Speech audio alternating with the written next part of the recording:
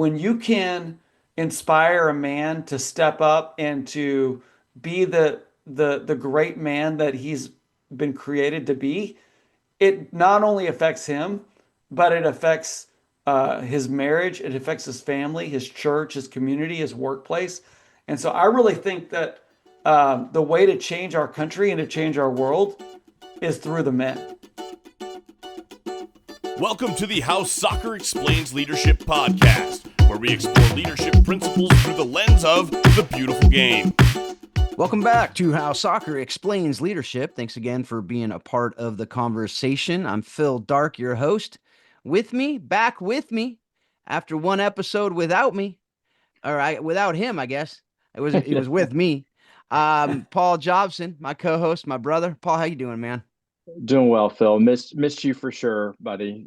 But we're No, you back. We're back didn't. at No, it. you I didn't, did. Paul. I Let's did. be honest. Okay. Okay. All right. I didn't think about you at all, Phil. It was a great break. No, I'm just kidding. That's good. That's good. No, just back at it, man. Like it's good. We're in November, so that means we're all ramping up for end of the year fundraising, end of the year school stuff, trips, soccer's wrapping up, like everything's kind of winding down a little bit, which means activity is ramping up, right? Which is crazy. You got to ramp up to wind down, I guess. But things are good here, man. I hope the same for you and your family and all that's going on in what sounds like rainy California today. That's just unusual. It is. It is. It's rainy. It's gloomy. It's actually welcome rain. It's been really dry, and so I'm glad. But yeah, it's a cold, rainy day, which it's November, so it kind of feels like it should be. It's like been amazing 70,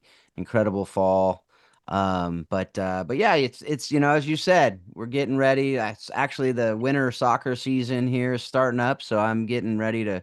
We actually have tryouts today for our high school. I'm getting excited for that, even though we have the bummer of my daughter Kirsten having a little ACL tear, so that's a huge Mm. bummer. She has Bummer. to Yep. miss her senior season. But she's going to be a coach with us, be part of the leadership team, and finish That's strong in that awesome. way. And so really excited for her to learn that side of it. And just really what we talk about on the show, right? The resilience, the adversity, and how you handle it, Mhm. and how she can be a leader from the bench, and all these things that do we really believe it, or is it just words that we talk Mhm. about? And so I'm excited to see how she's been handling it, and will continue to see that her identity's not wrapped up in the sport, and again, all the stuff we talk about, and you hope your kids will Yeah. respond this way. um and she has definitely been very proud in how she's handled it. I know it's a bummer, and inside I know she's bummed, but she's really making the most of it. A lot of kids would be like, I'm out, but she's like, all Yeah. right, leadership team, let's go. She's leading it as the senior, and I love it. A lot of those girls look up to her, so for them to be able to see how she's handling it, it's really cool. That's So awesome. Awesome. um but today we have a guest that I'm really excited to talk with. Warren Maynard, good friend, Matt Bernard. Matt, you're out there. Hopefully you listen to this since you sent him my way. But sent Warren our way, and we get to have a conversation with a guy who isn't necessarily a big time soccer player. I mean, he played as a kid, Pee Wee leagues, whatever we call it, ASO probably back in the day, and but was tennis, big time tennis player. So we've had a couple tennis players on the show, Paul. Mm. Yeah. But here we go, Warren. How you doing, man? Oh, so good to be with you guys. I'm doing great. Excited about this. I don't get to talk about sports and leadership nearly enough.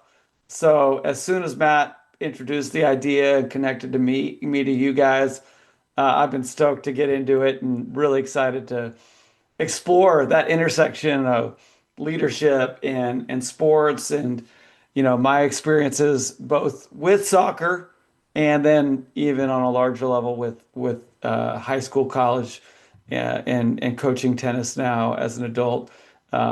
Excited to get into it with you guys. I love it. And Warren, I'm stoked that you said stoked, because I just texted somebody stoked the other day and I was like, do people still say it? And yes is the answer. See, there it is. So as a Well, I SoCal mean, I'm boy, 50 years old, yeah, so I don't know what that exactly. means. Yeah, I'm 51 and we're keeping it going. We got to keep it going, there Warren. we We got go. to keep it going. Paul's like in his 40s, so he's like going, "What are you old men One talking about? I don't one even more know what you're year. Yeah, talking about." One Yeah. more year of 40. And I can't call you young yeah, anymore, man. You got one more year of being a young buck. That's right. So that's And I'm hilarious. stoked about you that. are stoked about Yeah. There that. you I'm You are go. stoked about stoked one more about that. year. That's Yeah. good. That's good. I love it. I love it. Warren, we always love to just start with your story. I mean, as you kind of you gave a little snapshot of it there with as Mhm. far as the sports side, but how did you develop your passion for sports, for leadership, for men and the work that you're doing and building up and developing men, and how you ended up where you are today. No, absolutely. And I will kind of give it a bit of a sports, funnel as I share my story, but grew up in the Seattle, Washington area, so there is that West Coast component for me. And my dad was a big time sports fan. My mom was a big time athlete, and so I grew up learning to love football and basketball, baseball, all those kind of things from my dad. My mom was actually from Australia, but she was a competitive swimmer, diver, and tennis player. And so, grew up in a home where I was playing sports constantly. There was a season of about 5, 6 years where every year I was doing soccer in the fall, basketball in the winter, baseball in the spring, tennis year round, and downhill skiing during the winter months as well. And so sports have definitely been a huge factor in making me into the person that I am today. And I mentioned my brief soccer career as I got older. It was almost like a rocket, like letting go of different boosters. I realized what I was good at, and soccer got let go in about fifth grade, basketball in sixth grade, and by the time I got to high school, I was solely doing high school tennis and ended up playing collegiate tennis in a Division II school outside of Charlotte, North Carolina. So, grew up in Seattle, moved to Florida when I was 16, and it's interesting that in the state of Washington, in junior tennis, I got up to be ranked in the top 10 for my age group in junior tennis in the state of Washington. Moved to Florida, which is the tennis mecca of the world. I mean, that's where players from all over the country, all over the world come to train. And the highest that I ever got in the state of Florida was 105. Wow. So just to kind of give you a perspective of what that level of competition was like. But uh, middle of my sophomore year, I moved to Florida on a personal level, on a faith level. That was kind of the time in my life where God really got a hold of my life and kind of changed the whole trajectory of who I was, my identity, where I was going, and what I would end up becoming. And so, I ended up, going to college where I could get a religious studies degree, play college tennis, met my wife my freshman year of college. We got engaged our sophomore year, got married after our junior year. So we've been married for 28 years now. We've got a 23-year-old daughter and a 20-year-old son, and uh, did ministry for about 25 years. And then in 2020, I had the opportunity to become the first executive director of the organization I lead now, which is called Impact Players. And that is a sports term.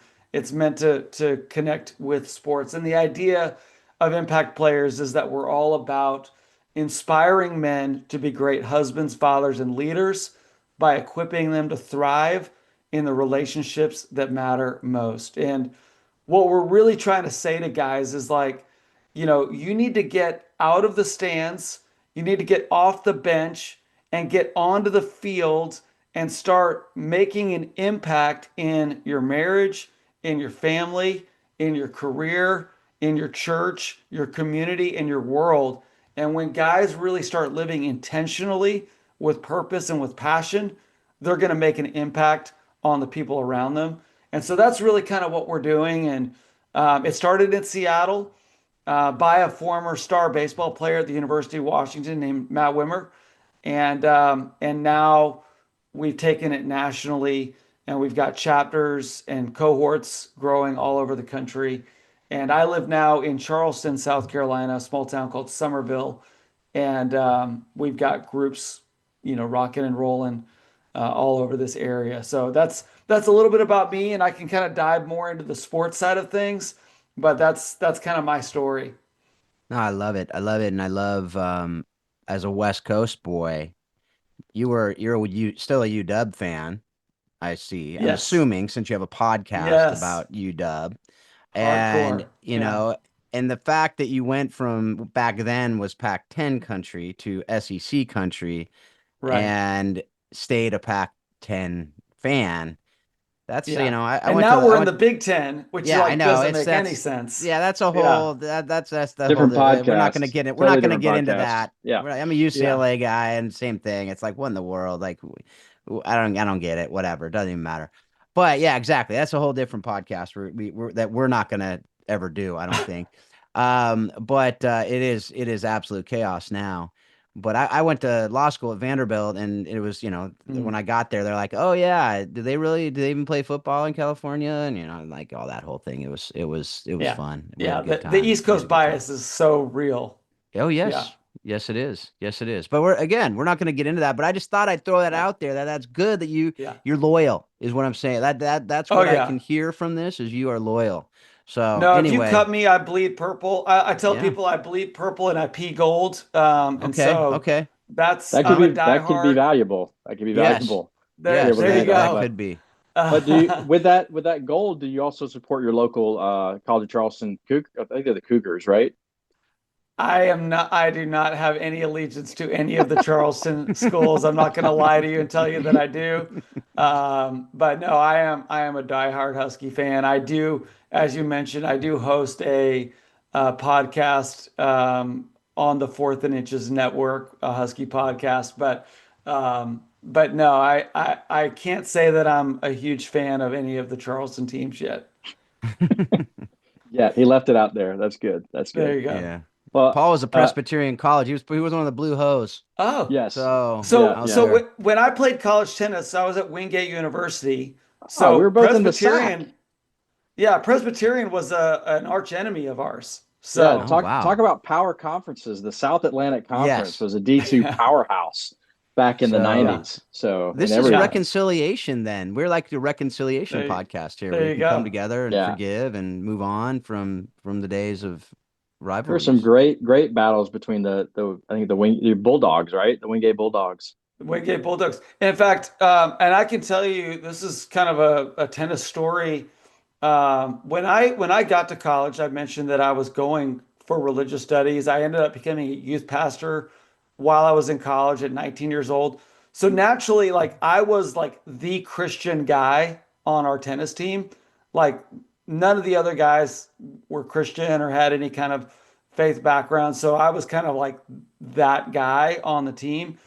And it was actually at Presbyterian my junior year. And like I said, they were one of our arch enemies. And I got into a match where the guy that I was playing against was just a like class A butthole. I mean, just Yeah. I want to use This a is a strong kid show, kid friendly show. I So I'm want to glad use a you said stronger term, but I won't go yeah. any stronger than that. Yes. Yeah. And it's common courtesy that when you're serving, that somebody hits you the ball so that you've got two balls to serve with. And this guy was like hitting it like to the opposite side of the court, and I would have to like walk over and pick it up in between every point. So he's just a big time jerk. it's the only time in my tennis career where I totally lost my cool on the court. And I started using some language that I regret now. But everybody on my team literally stopped their match to watch me melt down in that moment. Um, and I regretted it, of course, and apologized to the team. But, um, you know, that's my memory of Presbyterian, Paul. So we're not off to I a good start. Well, I'm sorry that was your experience there, but it sounds like a great learning opportunity we're It provide for was. you as a young Christian man who's now a great leader. So, but yeah, some great memories back then. I think that leads really well, Warren, into kind of just what as you grew and developed as a leader in ministry and just through how you're really inspiring men through this too. Like what dial that back to like what is your why? Why do you do what you do? What inspires you? Take us to that granular level there. Yeah. So, I mean, first of all, I'll just say that one of the things I love about tennis is that, um, especially when you're playing singles, is that really it's all on you. Like, you know, you can't blame anybody else. You can't look for somebody to help you. Like you are on the court and you've got to solve the problem of how do I defeat this opponent. And one of the things that I learned from that experience that I mentioned earlier is that ultimately that guy did not make me angry. I allowed myself to get angry. Like ultimately, I was responsible for the way that I behaved, and nobody else can dictate my emotions for me. And that's an important lesson that has been completely lost in our world today, is Mm-hmm. that so many people look at um, the things that have happened to them and they point to those things as the reason why they are the way that they are. And, I really believe that it's important for men, especially, to look themselves in the mirror and say, you know what? I am called to be a thermostat, not a thermometer. A thermometer just reads the temperature. A thermostat sets the temperature. And in that moment that I shared about Presbyterian, I let someone else set the temperature for me. But as I think about my why, Paul, it's a great question, and I'll just be totally transparent. I have a life statement that I live my life by. It is my why, and that life statement is to magnify Christ and multiply His kingdom. That's what I did when I was working as a youth pastor for 17 years. That's what I did when I moved to Seattle in 2012 and planted a church in the least church city in America. And that's what I do now, is that I just try to live in a way that I make Jesus Christ bigger through the way that I'm living, that I'm not trying to make my name or my platform or name recognition greater, but I'm trying to make the name of Jesus greater. And I'm trying to build the kingdom of God. And so that's the why that gets me up every day and sets me on the path to do the things that I do. Love that. Yeah, I love it. I love it. I love all that. I mean, I've heard that thermometer and thermostat, analogy before. I love that. Always love that. And every time I hear it, it's like it's a good reminder to me as well. Especially as I'm getting ready to get back into coaching. But in Yeah. parenthood, we know that it's so easy to just react. And Yes. in coaching, it's so easy to just react. In sports, it's so easy to just react. It's like, and in marriage, it's so easy to just react to be able to be like, no, Hmm. we could control that.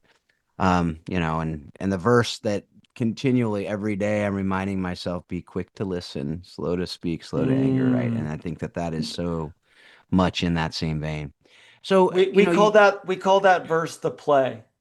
yeah. So we'll say run the play. Just Mm, stop, listen, Don't react, respond. Don't get angry. Don't be furious, be curious, is what we like to say. Mm, And then, let the spirit lead you in that moment instead of letting your flesh lead you. So, yeah, I well love it. said. I love it. All right. So you have impact players. You have some transformational goals that are part of that. Can you just kind of just share what is you mentioned a little earlier, it's about discipling men Yeah. in their different roles. But what is impact player like? What are you doing with that? What are the transformational goals you have with that? And then we'll get into some of the other things you're doing with it as well. Yeah, so impact players, like I said, it is about bringing men together. We believe that every man needs a band of brothers, and most men today feel isolated.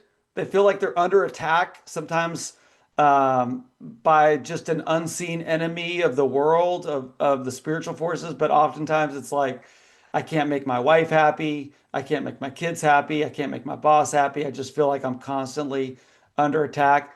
And so, we want men to have that band of brothers where they can come together and we can begin to help them grow into the husbands, fathers, and leaders that they want to be, that God's called them to be, and that their wives and children and community need them to be.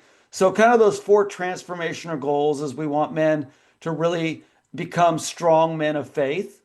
We want them to become great husbands, great fathers, and great leaders. And when those things begin to take place in a man's life, when he gets that band of brothers around him, when he gets a team around him to support him, that's when we really believe that a tremendous impact can take place, not only in his life, but in the lives of everyone that he touches. And so, personally, I believe that when you can inspire a man to step up and to be the great man that he's been created to be, it not only affects him, but it affects his marriage, it affects his family, his church, his community, his workplace. And so I really think that the way to change our country and to change our world is through the men. And so that's what drives us to really go after men in a very intentional way. Yeah, and Yeah, Warren, I absolutely. think even looking at the order, I'm sure it's not coincidence. I'm sure you said those things in that order for a reason, where it's faith, marriage, children, in that order. I'm assuming that's Yeah. intentional. I know my wife and I talk a lot about how if you want to have a great family, you want to raise children the right way, your marriage has to be Mhm. in place first. And for your marriage to be in place first, and your faith has to be individually where it needs to be so you can come together. Is that intentional, the order that you share that? Yeah, really, it is. And I mean, it's really how I try to live my life. So, the number one thing in my life is my relationship with the Lord, and then my relationship with my wife. And guys, it's crazy. I know, Philip, I think you said you're 51. Paul, I believe you said you're 49. I just turned 50. My kids are quote adults now. And I'm just telling you guys, and for those of you that are listening to this podcast, you're going to blink and your kids will be grown up. And if you have made the children the center of your family, when they're gone, uh, you're going to be looking at your marriage going, I don't even know this person. We were like, you know, trying to manage a schedule instead of cultivate a relationship. And so that's why it's so important for men to really say, no, after my faith, the number one thing is my marriage. I'm going to really cultivate that because that's going to be there even after my kids are out of the house. And then I'm going to focus on my children because I'm only going to have them for a window of time. I know it might seem like it's forever when you're, getting up in the middle of the night to feed your kids or you're driving to get them to soccer practice every Thursday afternoon. But that time will go by quickly. And then the leadership, and whether that's, in your career or the organizations that you're a part of, the churches that you're a part of, but putting it in that order, the way that a man orders his life is ultimately going to determine who he becomes and what his life looks like down the road. And so we've got to get that order correct. So you're absolutely right, Phil or Paul. That's there intentionally. Yeah, no, I love that, and I teach a class on orphan and vulnerable children. That's the organization that I Mm, lead, and one of the things we talk about in our class is if we could disciple males to be godly men, we would take care of most of the orphan crisis in the world. yeah, And it's so true. And it's not that yeah, women aren't doing it. No, women are most of the time doing their part. Uh, it's just the men are not, and it's causing carnage in our societies. right. That's just the And to your reality of it. point, like we need more strong men who have a heart for God. And when you raise up more men like that, you raise up more men who are going to adopt the children that Yes, don't have biological fathers. You're going to raise up more men who stand up against those that are involved in sex trafficking or child pornography or abuse of children in any way. So when men are fulfilling the role that they've been entrusted with, it not only impacts their own family and their own children, but they start becoming protectors of the vulnerable and right. defenders of the weak. And I know that's near and dear to your heart, and it's near and dear to the heart of God. Absolutely, absolutely. And I mean, you alluded to it. Like they stay with their families, so there's less orphans, Yeah. and they don't just go out and impregnate women and leave. Like I mean, that's Mhm. happening all over the world every day, and it's just. But so that's why I love what you're doing, and just that's what I'm trying to help people understand is so much of orphan care is discipling of men. Yeah. And discipling of women in their womanhood as well. But the men, if they can, then they will lead well, and they will be leaders that Yeah. people want to follow, rather than these deadbeats that Mm. nobody would ever want to follow.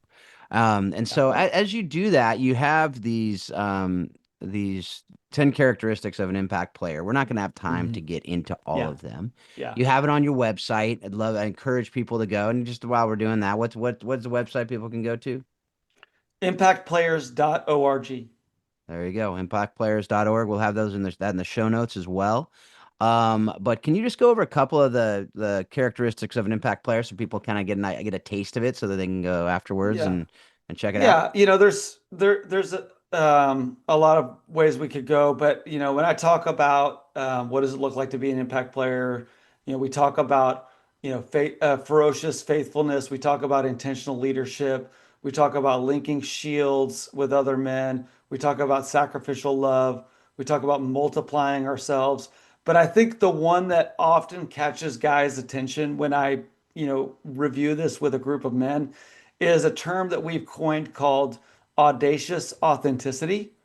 And really, what that is about is bringing men into a circle, into a band of brothers where they can take off their masks and they can tear down their imposter syndromes and they can begin to really get real about what's going on in their lives. And I think the sense of loneliness and isolation that men feel is about more than just working from home on their computer.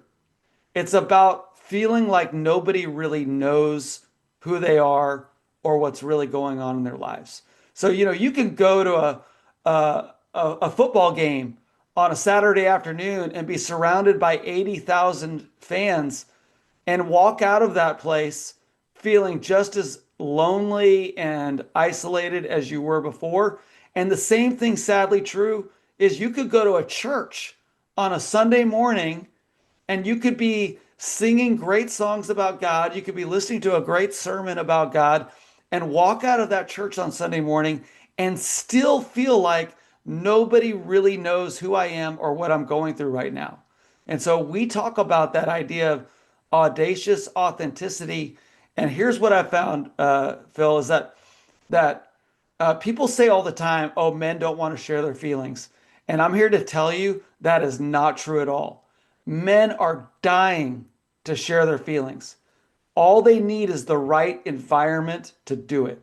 And when we set up a group, what we call it a cohort, and we say, hey, this is a place to practice audacious authenticity, guys dive in head first. And they're all about it because they're looking for that type of community with other men.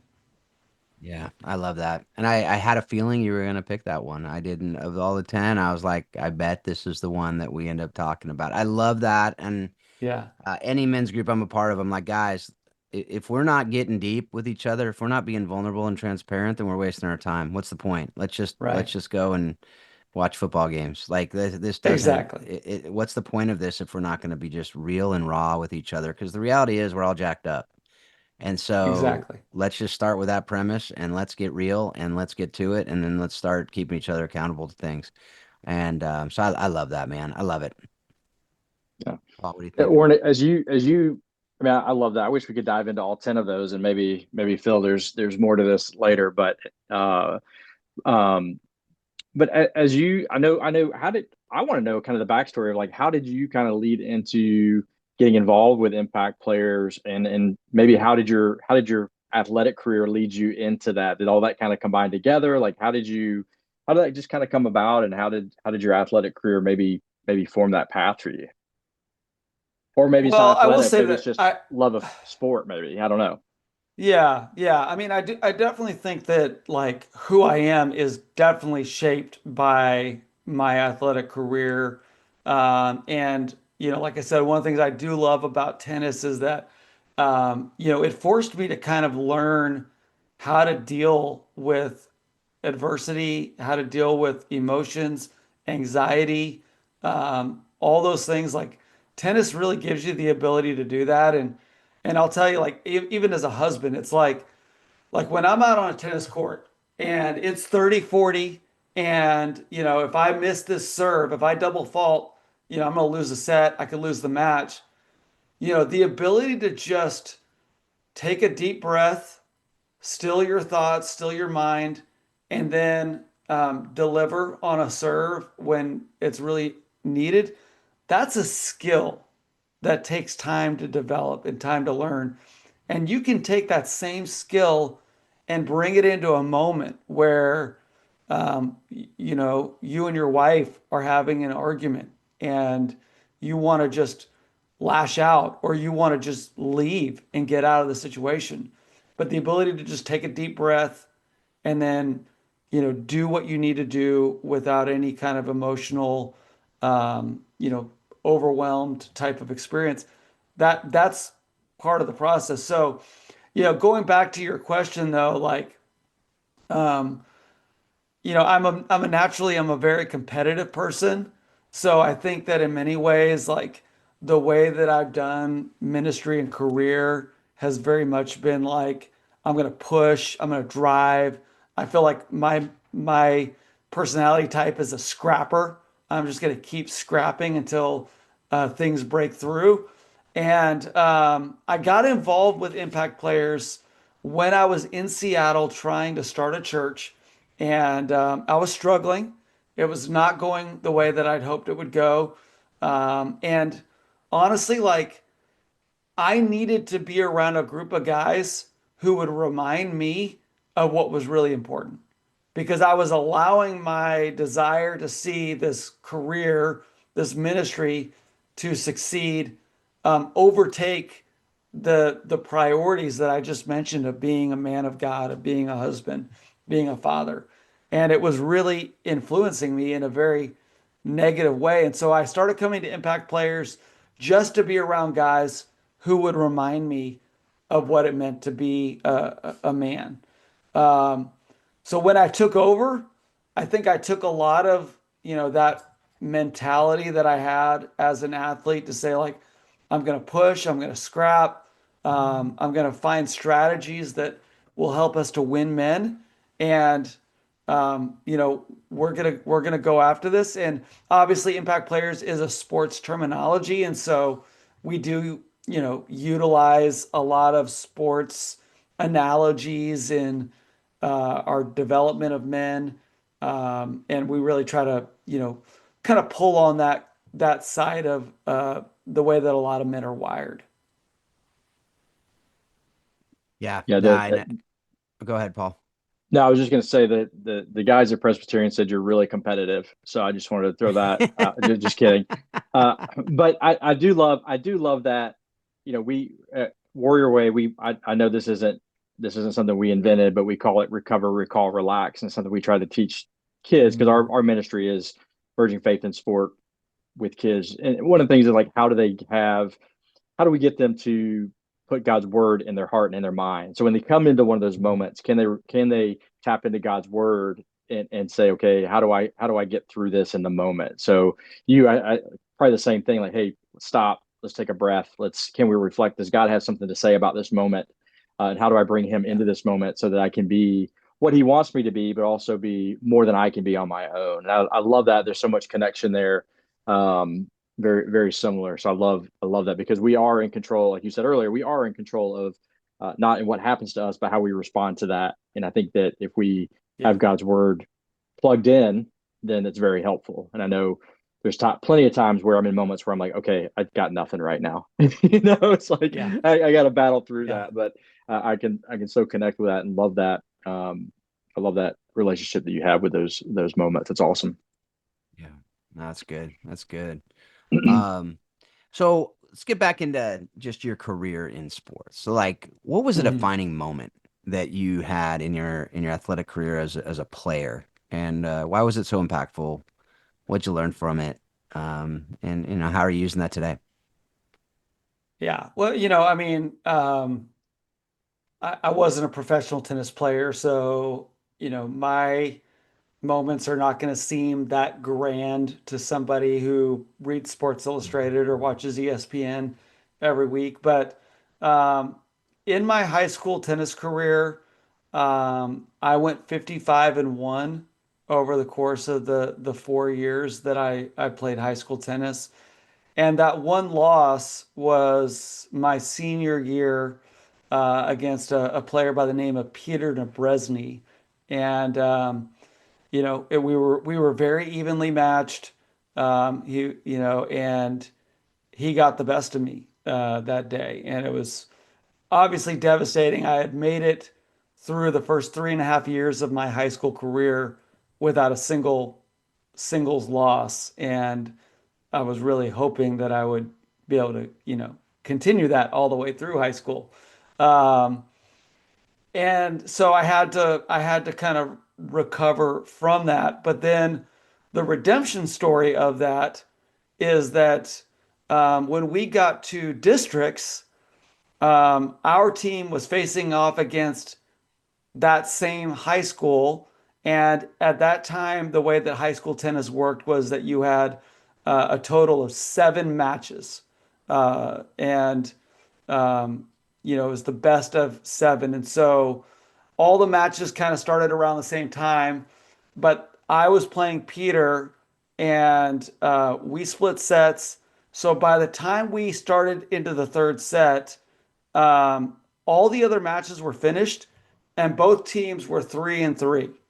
So the winner of that match was going to determine who got to go to state. And our high school had never gone to state in tennis, and we had a really good team, and we wanted to get to state really badly. So going into that third set, um, everybody was watching that last match.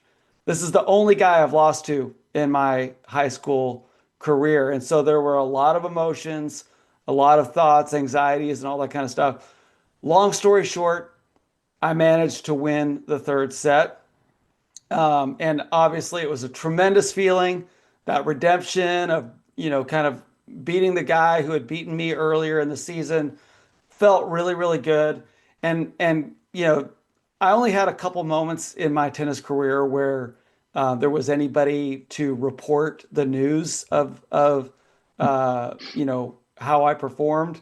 But there was a reporter there that day that interviewed me after the match was over, and I think it was a good experience for me because as much as I wanted to take all the glory for that win, um, God had done a profound work in my life, and I really wanted to make that moment all about Him. And so, I was able to kind of say, like you see athletes do all the time, hey, I just want to give glory to God. Ultimately, you know, this is all for Him. And I'm just grateful that I had the opportunity to, use my gifts in tennis to win this for my team. And then to go and celebrate with the team afterwards was a tremendous, tremendous blessing. So I'd say that, if I had a pinnacle of my tennis career, I did go on to play college tennis. I definitely lost more than one match in college. I had about a 600 record, so I won about 60% of my matches in college. But that was kind of my final send off in high school tennis in the state of Florida. Surprised they haven't made a movie about that, Warren. But maybe one day. Maybe one day. That's Maybe after this hilarious. podcast releases, Yeah, maybe Yeah. that's all that's we true. needed for that. Kurt Tra- Warner is calling to ask how we can get the rights to this Pretty story. much. Yeah, Pretty he wants much. to I think play that's you. gonna That'd happen be now. interesting if I Kurt think Warner played the tennis player. I think that'd Kurt be listens to hilarious. this, Paul, so that's probably likely. It's That's right. probably Hey, Kurt, likely. thanks for Yeah. listening, buddy. Yeah. Thanks. Shout out Kurt That's so Warner. funny. Yeah, and then we could do a That's flash forward hilarious. to your match against Presbyterian in the video too, There you just to go. We see how could. that all There you comes full go. circle. So, So By the Paul, way, I um, lost that match. do oh, the you Presbyterian did. guys I lost wear that match. Yeah. do they wear blue hose when they're playing tennis? Yes, of course we do. Okay. I Okay, mean, I just don't know if making the sure. tennis guys actually did or not, but the Yeah. soccer team did. I Soccer. mean, Yeah, you did. it Okay. started Just it making sure. started with the baseball team. They were the Blue Sox, and it became the Okay. Blue Hose. It's the battle socks that the Scottish Yes. wore to I know. battle. We had that Okay, conversation. sorry, Presbyterian. Just go Hose. Um, That's You're hilarious. wow, we definitely really defensive just about that every time we say it, Paul, but that's okay. I like it. I like it. It's like the Scottish probably are with their blue hose when they're it's going to like you battle. don't So it's like Blue good. Socks. It's like you have something against Blue Socks. Hey, we That's wear blue all. socks for Folsom High. We just don't call them hose. That's it. That's Well, the you're only missing out. difference. You could, We but you're gonna have to should. buy the We probably rights. should. We You have to probably pay to should. use those That's words. hilarious. Well, Yeah, yeah, we had to pay Gonzaga for the bulldog for it, but that's why we had to change our bulldog. So it was a unbelievable. bummer. Well, we have Yeah. totally derailed this entire conversation here, Warren. This was going really well No, until I I love mentioned the it. Blue I Hose love it. again. That's great. That's But great. um, with that, and what I love is we ask that question to a lot of people, and I mean, you prefaced it by Mhm. like, "This is not an ESPN," blah blah blah. Like, none of them are. It's your Yeah. defining moment. It's what did for most of the folks that are on here, it's like where did you feel like God was moving in some certain areas of your life, and like it's some people talk about injury, some talk about whatever. So I love the individuals comments on what that really is in Yeah. their life. So I appreciate you sharing that, and I think it's really, really, really awesome to have that moment of redemption. Most people don't get that, Yeah. um, Is and it to be okay to able to, share another story? yeah, do it. Okay. Yeah. So this is another kind of fun one. So, I grew up playing junior tennis, and I had another arch rival, a guy named Scott Weinkoff. He was about a year older than me. He was like at least a foot taller than me. I mean, I was just, as a 13, 14-year-old, I was probably like 5'3". Um, and he was like 6'2". He was huge. And we would have these epic battles. And we played this one match where we both were kind of in this mindset that we were not going to miss a single shot.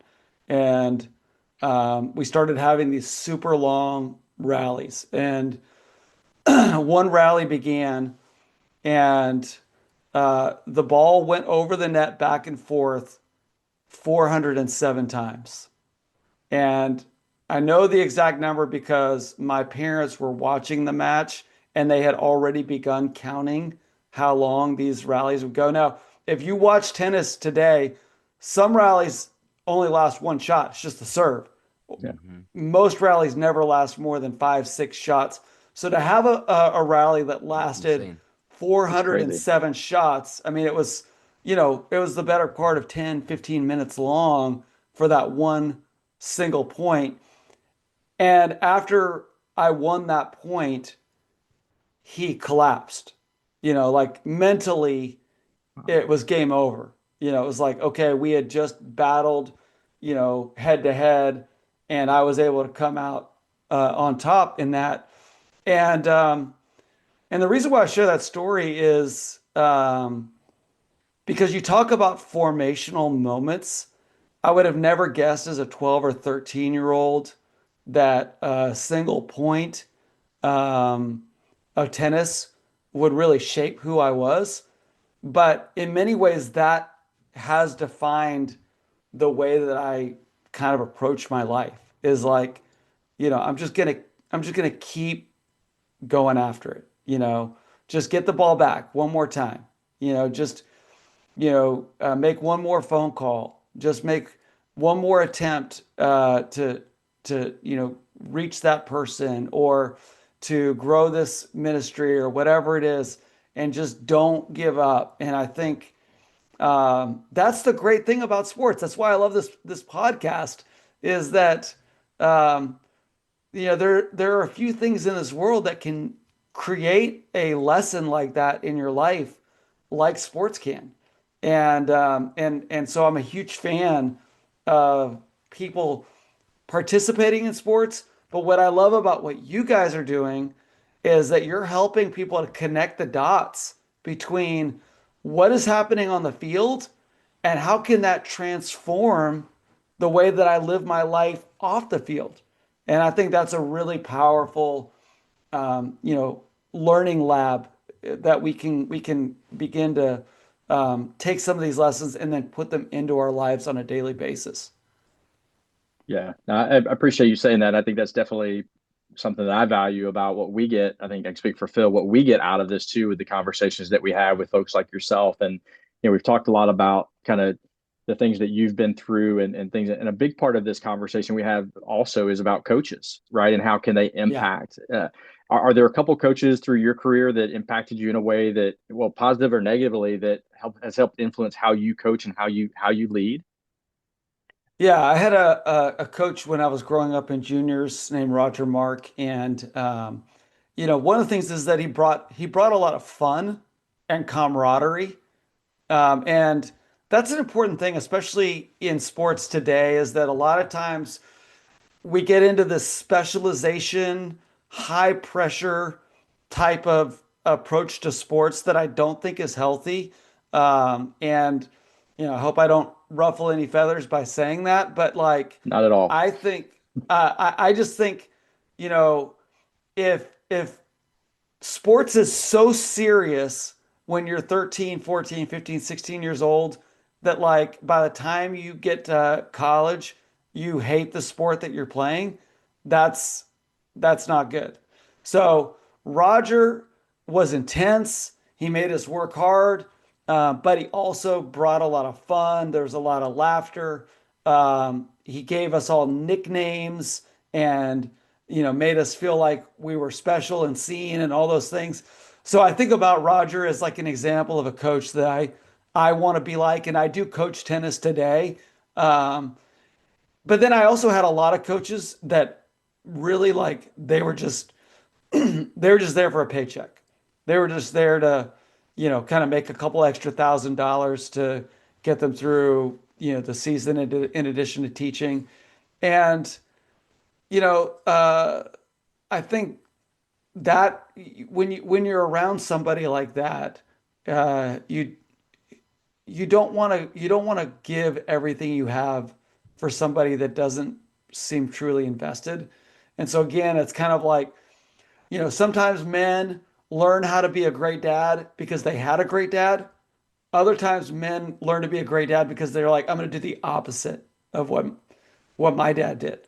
So Mhm. even as a coach, I'm kind of the same way. I'm like, okay, I want to take the lessons that I learned from Roger, but I also want to learn from the coaches that weren't doing it the right way so that I can be for someone else what I didn't have from those coaches in college. Yeah, no, and that's true. That's true. And then it's also sometimes people, and this goes to what you guys do with impact players, is sometimes people um want to be the dad that somebody was to them that wasn't their biological father, but a role model, a Amen. father figure in their life, and a coach. Oftentimes those are coaches. And I try to help coaches Amen. understand that is sometimes you're going to be the only picture of a father these kids have.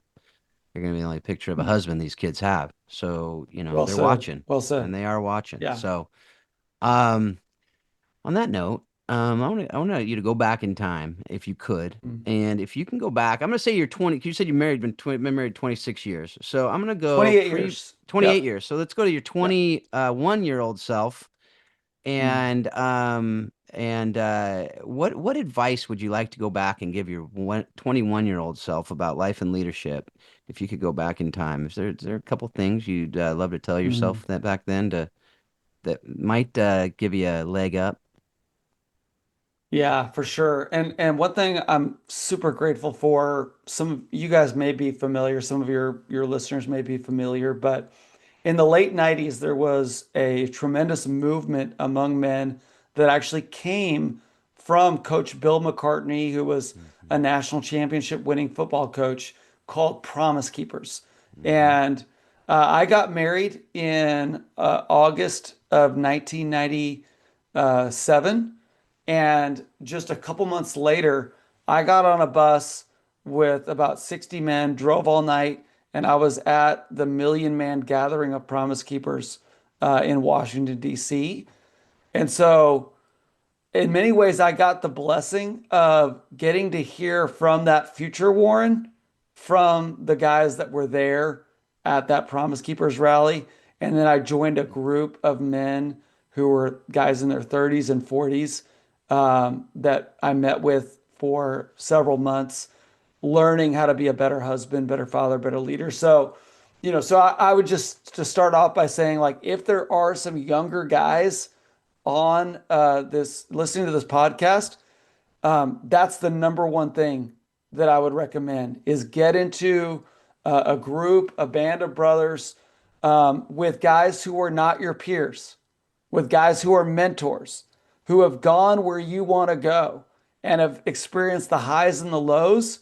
Be in a group with guys who have a great marriage, but also be in a group with guys who are divorced or are on their second marriage and learn from those guys.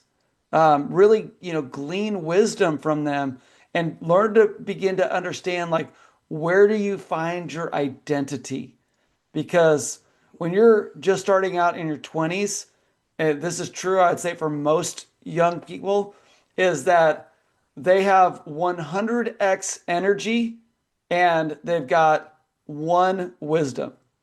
So if you can take that 100x energy that you've got and find somebody who's also got a lot of wisdom to guide you in the steps that you're taking, your 20s can be incredible.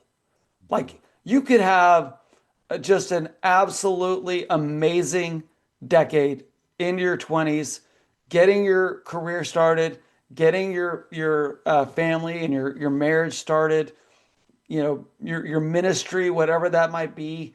Um, you've got the energy, but what you don't have is the wisdom. And so get that wisdom in your life so that you can make the most of that instead of getting to be 35, 40 years old and going, boy, I really wasted my 20s and early 30s screwing around, being an idiot, being a fool. Like that's the biggest advice that I would give my younger self or younger men listening to this, and women too. It's for everybody. Absolutely. Absolutely. Yeah, no, that's awesome. And Warren, I like Phil likes to say, all good things must come to an end. So we got to start winding Yeah. down a little bit here. But Yeah. this has been an amazing conversation. I really value what you're doing, being a man who could use that myself and raising four young men, as well as being a coach forever. Just seeing the need for what you're doing. Just really appreciate that, and hope to have continued conversations about this because such an important thing in our world overall, but especially through ministry, through faith, people of faith. I think it's so important what you're doing. But Mhm. a couple last final questions we ask everybody. What are some what or I'll say it this way: how have you used lessons you've learned directly from sport, maybe specifically tennis, in your marriage and parenting? What has gone directly from sport into parent and marriaging? Well, I'll just say one thing when it comes to tennis is that there's two ways that you play tennis. There's singles and there's doubles, right? And so when you're married, your wife is not your opponent. She's your partner, right? So the way that I treat my opponent is I'm trying to beat that person. I'm trying to find a way to be better than them and to make them worse than me. But when I have a doubles partner, I'm trying to lift up that partner. I'm trying to encourage them when they make a mistake. Remind them that they've got this, that they can do this. I've seen them do it before, that they can be successful. We strategize together on how to win, how to have a successful team. And so I think that's a great model for men in and women in marriage is don't see your wife or your husband as an opponent, see them as a partner. And your enemy is it's an unseen enemy. It's a spiritual enemy that's trying to tear down your marriage and to try to break apart that partnership. So that would be one lesson that I would encourage men to really focus on. And I'll just say on a very practical level, um, you can win the argument and lose the relationship. So if you and your wife are regularly arguing, getting into fights, whatever, change your mindset. Stop thinking about trying to win the argument and start thinking about how do I win my wife's heart? Because if you can win her heart, um, that's going to create the type of marriage where the arguments become less and less and less. So that's one lesson from tennis that I specifically tried to apply into my life. That's good. I was Yeah. writing some things down there as you maybe could notice if you're watching the video. So I appreciate probably some words I need right now. So thank you, Warren, for that. I love Absolutely. that. I love that. We talk about that all the time, and I have to continue preaching to myself that sometimes you can be so right that you're wrong, and Yeah. and that goes to exactly what you were just talking about there, and yeah. So man, there's so much more we could talk about, and I want to talk about, but this is not the Joe Rogan podcast. We can't go for 3.5 hours. Yeah, I hear you. But Also a I listener, I'm wish. sure. Also a listener, I'm sure. Yeah, well, I know he is. We talked the other Yes. day, so he Yes. Hey, listens all the Joe. time, all the time. Yeah. So, but what the last question we love to hear is just what have you read, watched, or listened to that has most impacted your thinking on how tennis or other sports explain life and leadership? That's great. I just read not too long ago, Brad Gilbert wrote a book Mm-hmm. called Winning Ugly. Mm-hmm. So Brad Gilbert played in the era of Michael Chang, Andre Agassi, Pete Sampras, Boris Becker. Made it up to, I believe he made it up to like three or four in the world. And he was just a moderately talented tennis player. He didn't have the power, the speed, the reaction of those top guys, but he learned to win. And I think that's just a tremendous inspiration for guys wherever they're at. Like we can all look at the tools that we've been given. I'm 5'7.5". I'm not that fast. I'm not that strong. I'm not the most talented guy in the world. And so it's like, okay, how do I take what I have and make the most of it and do the very best with what I have been given? And there's a story in the Bible that Jesus tells about a man that was given 5 talents, and that was actually a sum of money, and then another man that was given two, and then another man that was given one. And the man with 5 talents doubled his money. The man with two doubled his money. And then the man that with one, he didn't do anything with it. He buried it in the ground.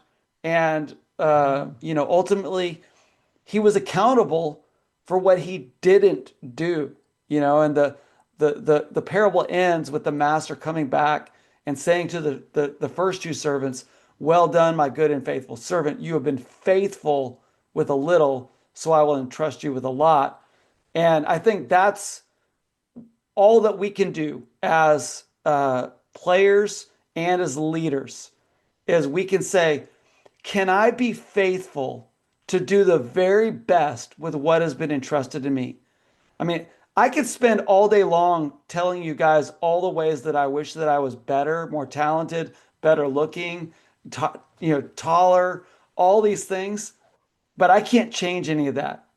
All I can do is try to be the very best Warren that I can be and leave it all out on the field, leave it all out in life, and then the rest is up to God.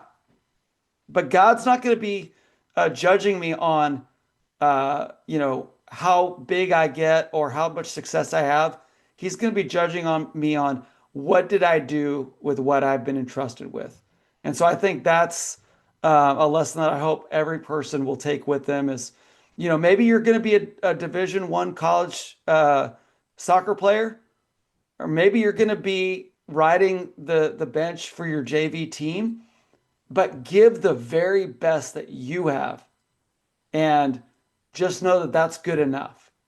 So that would be my kind of final word of encouragement. I Love it. love that. It's awesome. I love that. Have you watched the Breakpoint series on I think it's Yeah. Netflix.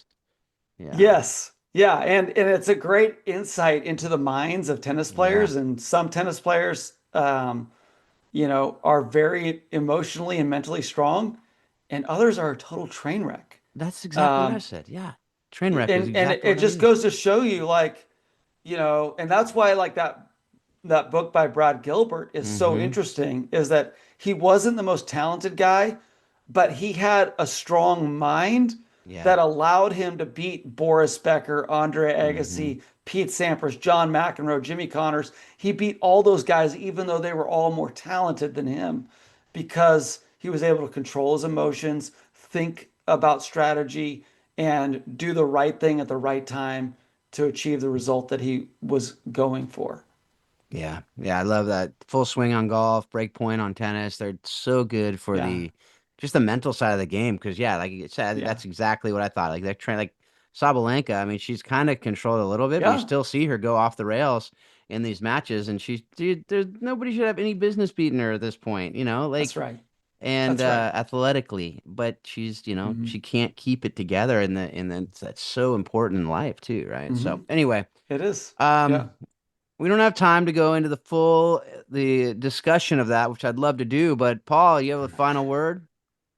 No, Warren, I just appreciate your time and what your ministry is doing for just a really important segment of our culture right now that we've just got to dive in. So appreciate what you're doing and just prayerful that God will continue to bless your work and what you're doing with you and your ministry and your family and all of that. Just appreciate your time and excited really probably just to dive a little bit more into that as well myself personally. So appreciate that.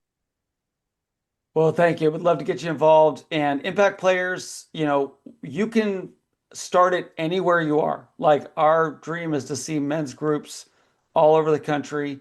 And we've got all the tools and the resources to help any man, pull together a band of brothers and get it started in his community. But I just want to say thank you guys for letting me be a part of this, because honestly, like this podcast kind of scratches an itch for me, and that's I love talking about sports. I love talking about tennis. I get to nerd out a little bit with you guys about this stuff.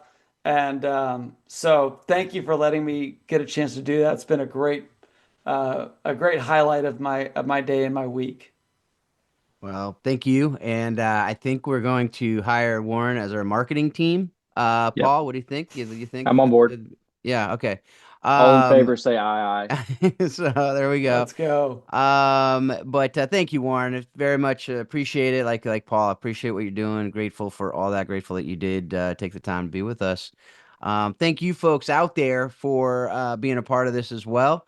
We hope that you do engage this stuff. We hope that you are using this stuff, and that it is helping you. And if it's helping you, we ask you to share it with others, help others as well with the stuff that's helping you. And so Mm. that's the best way to get this out is for you to share it with other people, to rate and review the show, subscribe to the show if you haven't already, so that it comes directly to your feed. And if you want to learn more about what Paul is doing with Warrior Way, you can. It'll be in the show notes, warriorwaysoccer.com. If you want to learn about the Nations United stuff that we're doing with the North American sport movement in connection with World Cup 26 coming to our nation, as well as Mexico and Canada, you can check that out, nationsunited.net. And as always, folks, we hope that you're taking what you're learning from this, you're using it to be a better spouse, a better parent, a better coach, a better leader, just better in everything that you do. And you continue to remind yourself that soccer and tennis and other sports do explain life and leadership. Thanks a lot. Have a great couple weeks.